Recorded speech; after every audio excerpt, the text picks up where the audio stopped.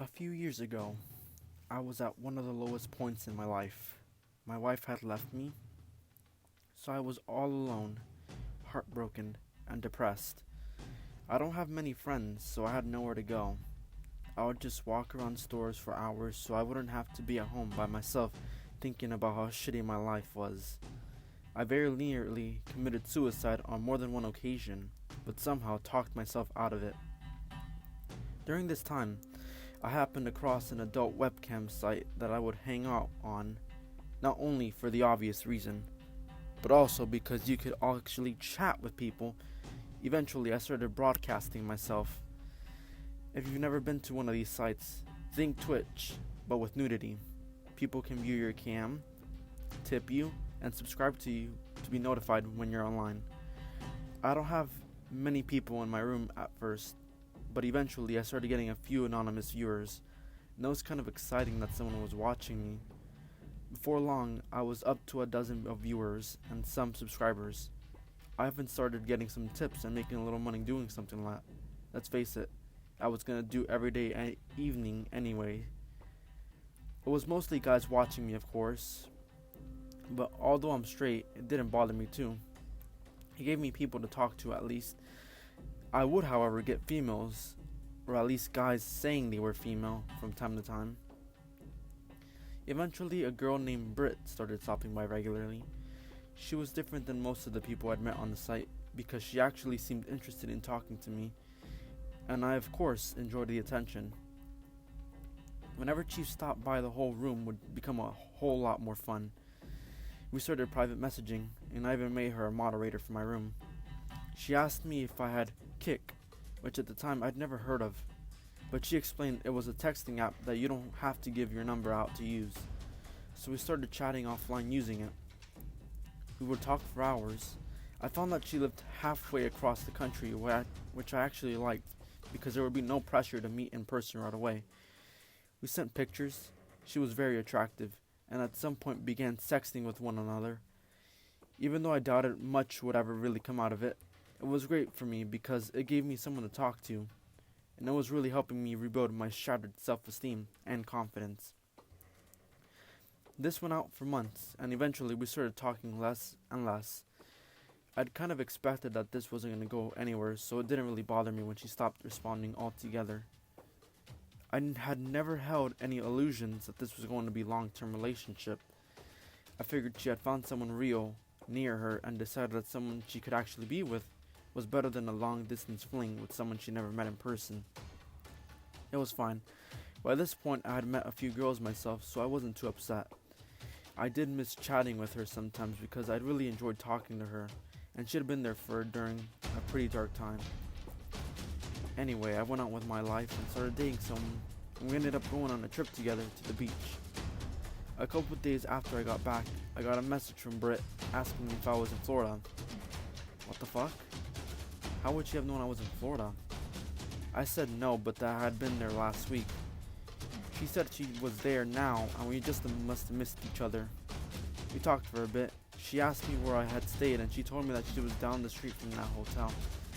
When I told her that I was with someone, she got pretty upset and then stopped messing me again.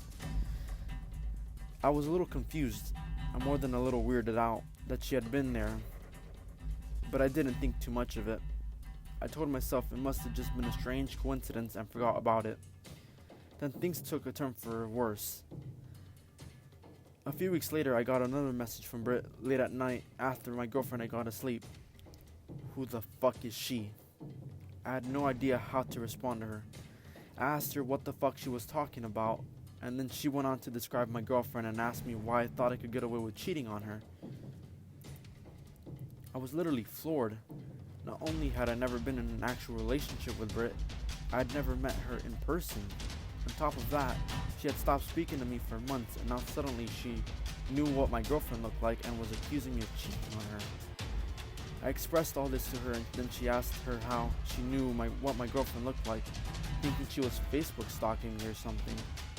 Her reply made my jaw drop and felt like somebody had just tossed a brick into the pit of my stomach, because I can see her in your fucking bed. I immediately closed the blinds and checked the house and made sure the doors and windows were locked. I told her that we had never been in a relationship and that we were most definitely not in one now.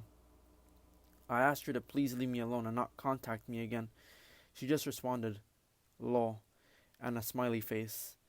It was at this point that I noticed that the light on my webcam was on. She had somehow hacked into my computer and turned my fucking webcam on. I unplugged it and threw it into the closet. Britt then sent another message. Aw, you're no fun anymore. I reiterated that this was unacceptable. I did not want to talk to her again, and if she didn't leave me alone, I would contact the police. Then I blocked her from every form of communication I ever had with her and uninstalled Kick. The next thing that I had my cable company change my IP address, and I hadn't heard from her since. But I'm still paranoid that this isn't over. So crazy sexing internet stalker, let's not meet again.